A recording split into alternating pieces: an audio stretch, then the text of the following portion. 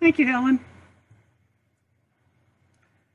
As Helen mentioned, I first got interested in this topic as something other than background noise that we heard about when I went to a weekend workshop that was hosted by Mary Lou Swanberg out in Warrenton. It was 8 hours of absolutely compelling information about the different forms of human trafficking and what's being done about it, what can be done about it by the police, by investigative agencies, by social agencies, and by churches and individuals. And I thought, somebody ought to do something about that. And then I sat back and went on with my life. I attended a few more informational sessions, some workshops. Reset 180 used to be Nova HTI, Northern Virginia Human Trafficking Initiative, and they had a number of workshops and a lot of really good information, but mostly I said, interesting, somebody ought to do something about that. Then I went to their last big gala, which was in November 19. And at that point, I'd been in Toastmasters for a number of years. I'd done some growing up. I heard some stories I'd heard before, but I thought, I need to do something about that. So I've spent a lot of the time since then reading articles, getting better informed, finding out what's going on out there, but mostly still keeping it inside. And it wasn't until Helen sent me an email about a month ago and said, I really got a lot out of that talk that you get at the Toastmasters meeting in 2018. Would you come and speak at my church? And I said, well, if that isn't the Holy Spirit grabbing me by the hair and saying, look, kid, I have this plan for you. Get off your duff and volunteer. So not only have I prepared this presentation, but I've also volunteered to be a speaker with Reset 180. And I am more than happy to give you all any information that you want, but I will also have links, as Helen said, at the end of the presentation. And I will share the presentation with Doris, who will make it available to you. So slavery still exists. And it's not just in third world countries, and it's not just in other countries, but it's here in the United States, and it is closer than you think. Now we call it human trafficking, but the change in name doesn't change the fundamental reality of it. It's an offense against human freedom and dignity and innocence. It's still the buying and selling of human beings as if they were simply objects in a store.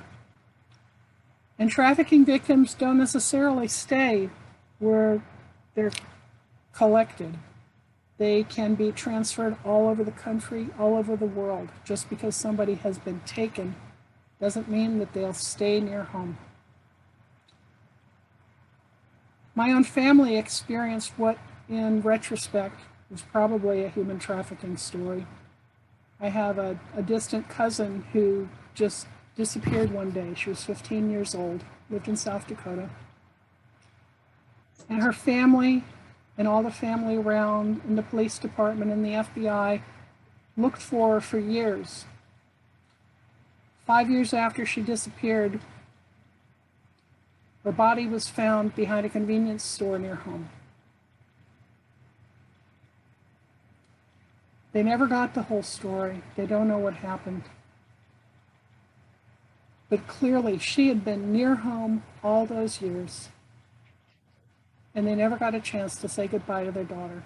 And they never got a chance to find out, where have you been, what you've been doing, who can we go after, and there are no clues. Please choose a small piece.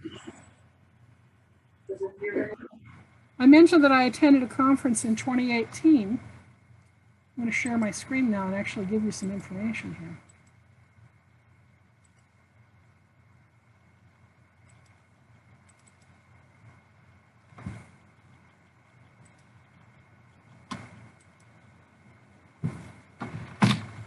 That might work with me, baby.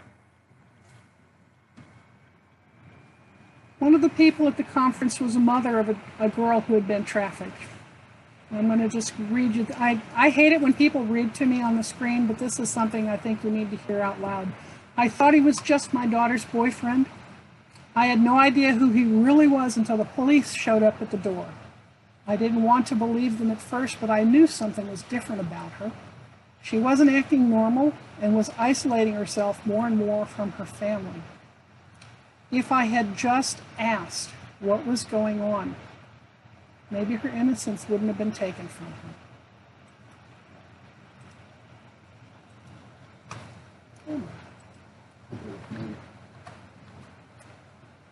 So tonight we're going to talk about what is trafficking, what are some signs you can be watching for, who's involved in it, where is it happening, and what can we do about it. The definition of human trafficking is recruiting, harboring, transportation, provision, or obtaining a person for labor or services. And what makes it trafficking is the use of force or fraud or coercion, and the result is involuntary servitude, peonage, debt bondage, or slavery. There are two major categories. One is labor trafficking, where the most common picture you might have is of migrant workers, but there are a lot of places that labor is trafficked. It might be in local restaurants, in hotels, in hospitals, any place that they need people who don't necessarily have good education but have a need for a job and don't have any way out. And then sex trafficking. Sex trafficking occurs when you've got a commercial sex act. Somebody's paying for sex, and it's induced by force, fraud, or coercion. And if the person who is providing the service is under 18 years old, they are not considered a child prostitute because that concept does not exist. They are, by definition, being trafficked. A child cannot make that kind of a decision. So how bad is it? It's the second largest criminal enterprise in the world, and it's growing, and it's expected to take over the drug trade. It's a $150 billion industry. That's a lot of money. And it's more than Intel, Microsoft, Nike, and Starbucks make in a year combined. One of my resources was the National Human Trafficking Hotline, and since they started in 2007, they've tracked over almost 250,000 calls. Department of Justice says 50% of the people trafficked are under 18 years old. So those are the kids in your neighborhood, potentially your friends' children, or your own children. As of 2019, the average age for sex trafficking is 13 years old. Think back to your basic arithmetic. What does it take to calculate an average? You add up all the numbers and then divide by how many of them there are. That means there are people well under 13 years old who are being trafficked. 7, 8, 9, 10 years old. And then there are outliers where even toddlers are trafficked. Just absolutely horrific. Now, some general myths. People have these ideas about trafficking, that it's a violent, or usually a violent crime, but the traffickers sometimes use psychology to ingratiate their victim, make them more dependent on them, make them believe that the trafficker is that person's only friend, or threatening them, particularly if they've been able to take away their passport if they're here illegally. Human trafficking doesn't all involve commercial sex. As we talked about, there is labor. In fact, while the numbers seem to skew towards sex trafficking in the United States, we happen to be the world's greatest customer, the largest customer for sex trafficking. The rest of the world, it's mostly labor trafficking. And another concept is that traffickers target victims they don't know. Oh no. They get to know their victims really well, so they are able to manipulate them. Sometimes the traffickers are family members of the victim. In fact, there are times when It's the familial trafficking may go back generations. It's just the way that family happens to make money.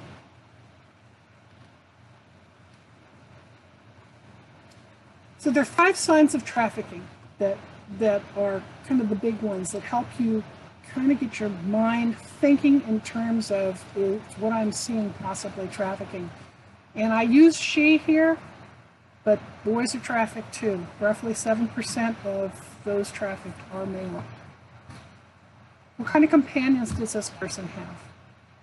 Are they usually with somebody who's older? Do they only hang out with people who are older than they are? How do they look? Do they show signs of physical or mental abuse? Do you see bruises? Do you see the general unhealthy look? Do they seem kind of disoriented or withdrawn? Frequently, they'll just pull back and be very shy. What kind of belongings does this person have? If this is somebody you see repeatedly, do they always seem to have exactly the same clothing on, for example? Or do they not appear to have a home to go to? What kind of bling do they have? Sometimes their trafficker will give them goodies, like an expensive watch or an expensive phone. But they might not have anything else that really maps to their having anything that expensive. And what kind of security is being maintained around them? Are there surveillance cameras and locks on the doors and a locked fence around the place that they're living or the place that they're working? I'd like you to keep these questions, these general concepts in mind. And I'm going to show you a brief video that was put out by the Michigan State Police a number of years ago. In the first half of it, you'll see what looked like just normal things going on while some service workers are helping in a neighborhood. And then they'll play it back and they will highlight the clues about trafficking going on.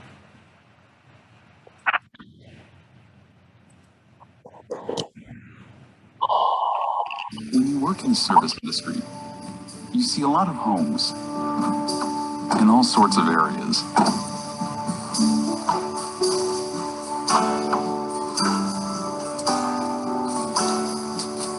You meet a lot of people and even pets. Out here, you have to take your job seriously and always be on the lookout to find better ways to safeguard the people you serve. What kind of shop you guys know going here? Tool and die shop. Great. Welcome to the neighborhood. Thanks. Or the products that protect their homes, or services to get their homes running just right. You work hard every day because you don't want to miss a thing. Like you just did. Do I have your attention? Workers who are in people's homes on a day-to-day basis are a critical part of identifying potential cases of human trafficking and combating this horrific crime.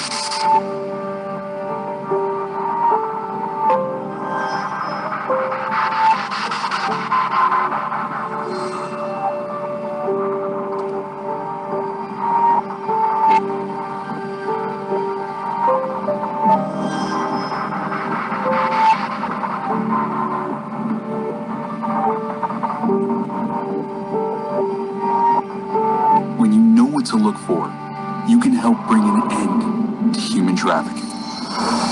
As service workers, you play an important role in the detection of human trafficking. You are on the front lines, in homes and in neighborhoods. Now that you know some of the signs to look for, you can help save those who are being victimized. Together, we can make a difference. If you identify someone you think may need help, please contact the National Human Trafficking Resource Center at 888-373-7888. This is a toll-free hotline that's available to answer calls from anywhere in the country, 24 hours a day, 7 days a week, and all calls are confidential. On behalf of the Michigan State Police, thank you for your help in keeping our communities safe.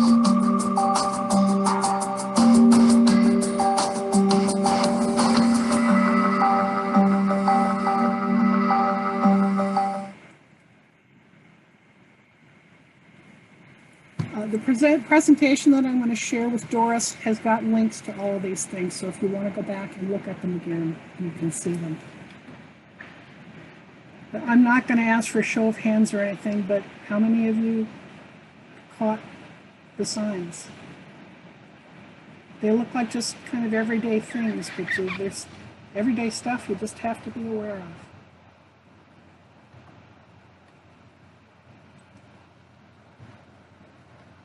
So who are the traffickers? Well, they come from all over.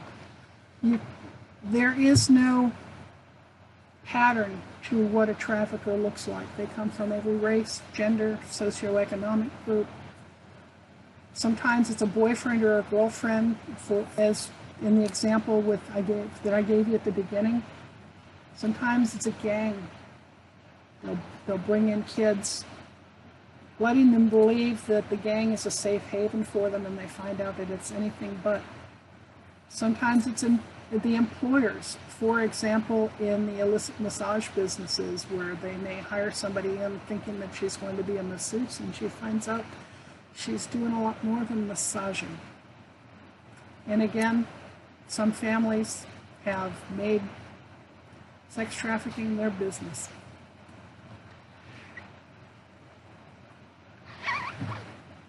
Something we don't think about is who are the customers. Once upon a time, we called them Johns, but they're customers. They're buying a commodity. I looked at the demand abolition research report on who buys sex, and primarily you see that, at least of the people who responded to the survey, most of them are white heterosexual men who are either currently married or have never been married. Widows and divorcees, somehow they're very low numbers. And when they're buying, they think that it's just guys being guys. They think that prostitution is a victimless crime. They make the assumption that the provider is doing this job because they enjoy it. And they also have a tolerance towards infidelity, because clearly a married man who goes out and buys sex is not real big on fidelity towards his own wife. They're likely to have had an affair. They're likely to review porn on a regular basis, likely to have sexually transmitted disease, and they all lack impulse control. They do something because it feels good and because they want it. Victims, like the traffickers, could come from anywhere. They can be any age, any ethnicity, gender, sexual orientation. They can be people who've never had any education at all the way up through kids in college.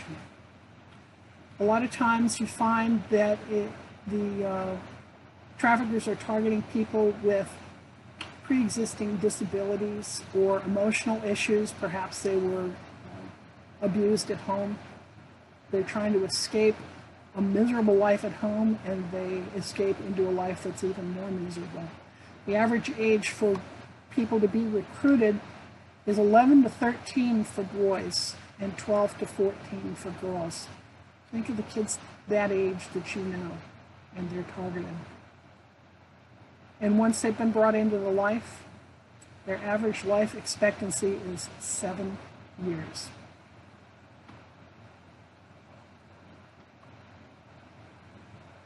So how does it happen? How does the trafficker do the job? They'll target the victim. Traffickers have a tremendous understanding of psychology. Whether they've been educated in it or not, they seem to be able to pick out the victims. They can see what their vulnerabilities are. They can see what things will help them to gain that person's trust. They see how to gather information from them and identify whatever vulnerabilities will make them willing to come along with the program. Then they recruit them. They'll isolate the victim. As you recall from the mother's story at the beginning, she was being isolated from her family. She was also being isolated from all her friends.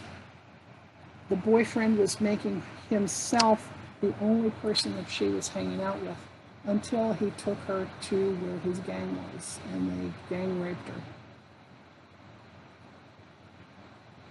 The trafficker develops a dependency, develops a friendship, but they exploit the vulnerabilities, whether it's something you normally would think of as silly. Girls, for instance, liking to get maybe jewelry or a nice handbag or clothes or go out somewhere special, but then they trap them and tell the victim, well, I expect you to reimburse me for all these gifts that I've given you and all the favors that I've done for you. They'll abuse the victim if they're refused. And ultimately, they may threaten the family for retribution, as in the first instance where the girl was told they would take her 3-year-old sister and traffic her, and they'd beat up her brother. They made it real obvious that they were not playing around. So where's it happening? All over the world, wherever the money is. This is a business. It's all about making money. This is a heat map for the United States put together by the Polaris Project. You'll notice that there's a lot of red along the coasts. You can tell where the big cities are just looking at this. You'll notice also on the East Coast, here we have all the way down the Route 95 corridor. That's called the circuit. Traffickers will load up a van or a truck with girls and go from rest stop to rest stop to rest stop and make them available.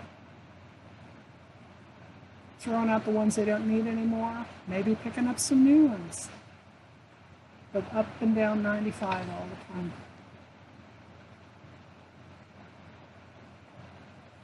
In Virginia, this is information from the Polaris Project on calls that they have received. Clearly, they can't extrapolate out, well, we know that there have been exactly this many people who've been trafficked, but they can base it somewhat on the calls that they have received, and they know the calls are just a small number compared to what the total most likely is. Since 2007, they've had almost 6,000 contacts. Now, this is just through the end of 2019, so I would imagine it's up over 6,000 at this point. So many people at risk. But the important thing to understand is somebody has to make the call. Somebody has to let them know something's going on. The Polaris Project provides the National Human Trafficking Hotline as a service to law enforcement agencies so that they can go in and look at what kind of calls are we getting. They can get more detail, obviously, than we have here so that they can build a case and go out and do something. So they can make some strategic plans for how can we address this going forward. And here's the part that hurts for those of us who are from Oakland, Vienna, Tysons, McLean.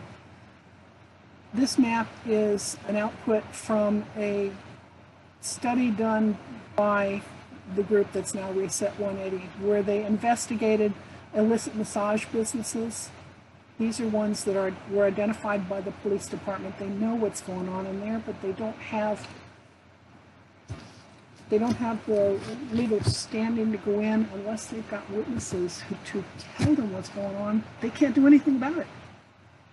But there are 85 of them in Fairfax County. They estimate that almost 600 customers a day, which amounts to over 200,000 customers a year and $23.6 million a year. I put a circle around the area closest to us. This area right here is Tyson's Corner. Most of their activity is between 1 o'clock and 3 o'clock in the afternoon during the week, right after lunch. So you can have a nice business lunch and then go to the massage parlor for dessert. This is going on right near us. And then we have the internet. Activity on the internet has just exploded since COVID. Not only do they have websites where you can place an order, just like on Amazon, pick up the age, the size, the height, the nationality, whatever you want. Order your victim and arrange to have them come to your home or meet them somewhere else. It's also a resource for them to target potential victims, because kids are stupid. Kids say way too much about themselves online. They give away everything. They have no secrets. And the traffickers can pick all this up and identify somebody and make initial contacts and start to do the grooming that brings them in.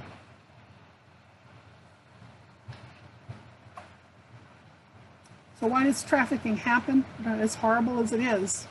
Well, there's consumer demand. There are people out there who want this stuff. And where there's a demand, someone will come in and be a supplier. We don't have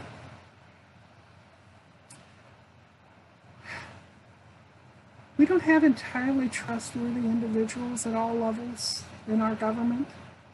So there are a lot of places where they just let it go, whether it's because they're putting money themselves in their own pockets or they feel like they have other things that are more important.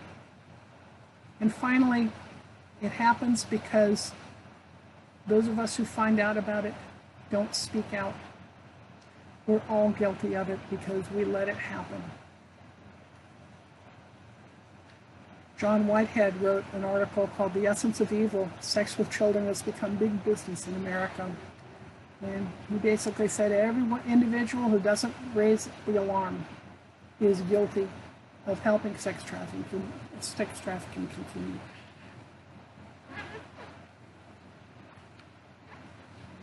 So what can we do? I tried to bring it down to 3 simple words: learn, pray, and act. Learn more about it. And as you're learning, share what you've learned. Be sure to share it with your children. Let them know these kinds of things can happen. If you're in an uncomfortable position, please come to me and we'll talk about it. If you see somebody, one of your friends perhaps, who has unusual things going on, maybe they've changed a lot, come to me, we'll get help for them. Include the victims and the traffickers in your prayers. The victims need prayers for consolation, for strength. The traffickers need prayers for conversion. You can set up or join prayer teams. Once again, Reset 180 actually has a bi-weekly prayer team. If anybody's interested in joining that, you can go to their website and sign right up. And we've got to stop feeding the monsters that feed all of this, all the kinds of things that make people victims, potential victims, the homelessness, poverty, self-esteem issues, and something called the pornification of America, where there's so much filth out there. It's available to our children. It's available to anybody who wants to see it. We also need to call on our elected officials and tell them this is important. We need to focus on it. They need to fix it. We need to prioritize putting traffickers and the customers in jail. We need to help the police find ways to address the situation. Sometimes they just need the training to understand what's going on and what steps can be taken. And we need our social services to provide better protection to runaways in particular, because they are prime targets for trafficking. They have nowhere to go, they have no friends, and a trafficker will come, bring them in, take care of them, and then put them to work.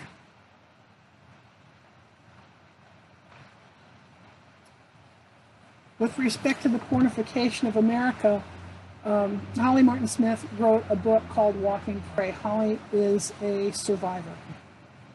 She was trafficked, she has been rescued, and has gone on to live her life. And she said the process of breaking her down began before she ever met the trafficker. She was a slave more to popular culture. As you see, advertisers, entertainment producers, and other moguls of the media were the ones who seasoned me. They were the ones who were grooming her to accept sexual exploitation and prostitution. My body was an object. Its sole purpose, I believed, was for sex. This is the kind of thing that it breaks my heart when I think in terms of the whole women's liberation movement, where the thing that we complained about the most was that men were using us as sex objects, and now women have been liberated and all this stuff is opened up and we're making objects of ourselves. We need to teach our children that's just not right. Now, I gave 2 sets of cards to Doris. One of them is the indicator card from the Department of Health and Human Services ICE campaign, and it's just credit card size. And on one side it has definitions of human trafficking versus smuggling, and on the back it has a list of trafficking indicators. These are more indicators of labor trafficking, but it's safe to say that some of it bleeds over. It has to do also with sex trafficking. Now, you might be a little reluctant to do anything. But let me tell you about one of the callers' story. Carolina called into the National Trafficking Hotline, and she had seen something that just didn't look right. She saw a licensed contractor recruiting children in Central America and bringing them to this country to work. And they were supposed to be able to send money home to their families, but they weren't actually being paid, and they were working long hours, and they were forced to do work even in the traffickers' homes. So she was concerned about possibly they were being physically abused. She was worried, though, about reporting. She wanted to stay anonymous. They will keep your name anonymous. They will not share that information. But what happened was they were able to report her tip to local contacts, and they worked with the local child welfare agency to investigate and got the kids out of the situation. So call. It's more important to call with a suspicion and have them find out, well, no, nothing screwy was going on, but we investigated it and it's okay, than to not call and potentially have these children trapped. A second card that I gave to Doris is the key tag card. It breaks up into pieces, as you can see where there's some perforations along here, so it's easy to hang on to, but it's also got this little tag here where if you see a trafficking victim, you can break it off and give it to them because it has information on who they can call for help. Right here is the National Trafficking Hotline special number for people who are afraid. If you have a suspicion, there's also the tip line that's here and here.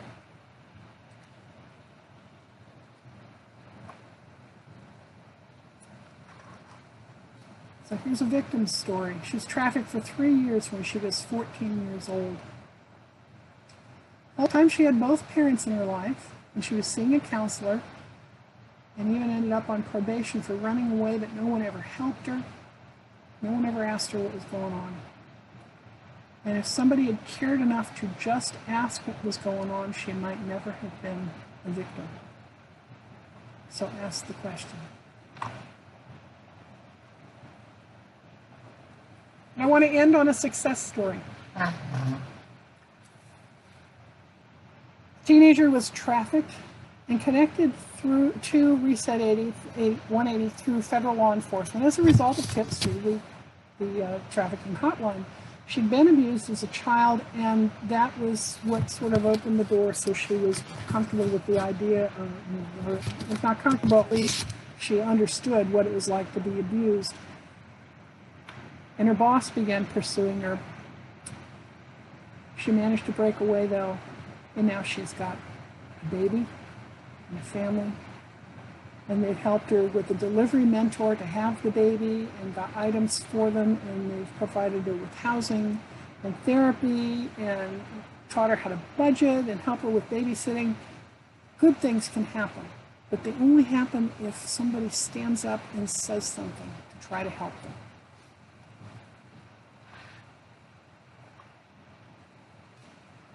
I think you'll recognize this quote: do all the good you can, by all the means you can, in all the ways you can, in all the places you can, at all the times you can, to all the people you can, as long as ever you can.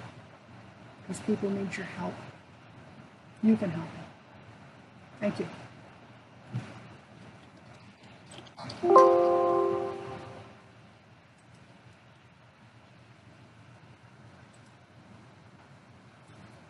Erin, thank you for an awesome, frightening presentation. I had heard maybe one or two of those statistics and maybe a little bit of information and knew that people were recruited, but this, when you say, oh, it's happening in Tyson's Corner at 1 o'clock in the massage parlor, like, huh? Just eye-opening. Thank you so much. We have a few questions which I would like to bring forward. First, is there a list of the massage parlors publicly available? Do you I'm not know? sure. I can make the report available to you. I think I have a link for it, and if not, I can send the report itself to anybody who wants, who lets me know they want it. I don't want to overburden Doris because she has one or two other things to do in the course of the day. Yes, we noticed. And she says thank you. Yeah. It talks about locations. I suspect there is a list out there. Certainly the police department knows what it is, but they didn't release that level of detail in the report itself. Okay. Just as a hint, one of the things that you can look for, illicit massage businesses are typically storefront businesses. A lot of times they'll have a big neon sign, massage, that sort of thing. Now, the neon sign doesn't necessarily mean that's what's going on in there. My cousin is a masseuse in Colorado, and she's got a neon sign, and I'm quite sure she's not doing any of this stuff. But if you notice that, most storefront places, you can see right through the front window. Now, think of the hairdressers and stuff like that. You can see what's going on. They'll black out the window. You'll see locks on the door, probably a security camera, so that they only let you in they'll buzz you in. It's not just, you can't just walk in there anytime that you want.